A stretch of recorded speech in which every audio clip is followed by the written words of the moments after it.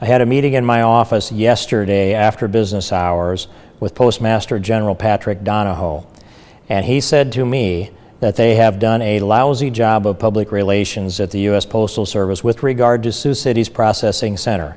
That was the first point of agreement that we found in the meeting.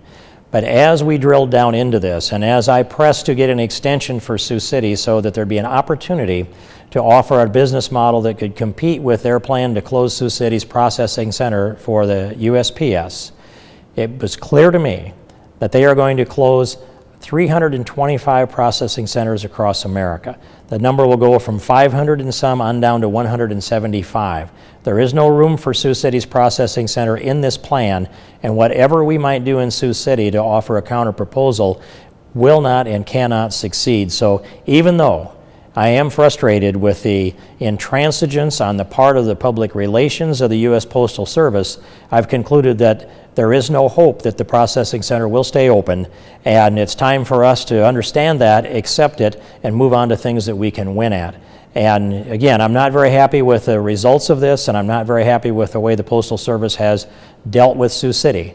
And I expressed that emphatically to the Postmaster General.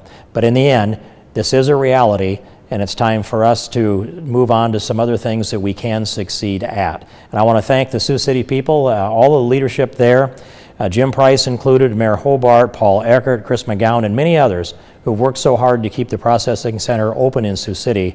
And now we're going to have to work to ensure that we have the maximum amount of service possible out of the U.S. Postal Service in Sioux City and in the area.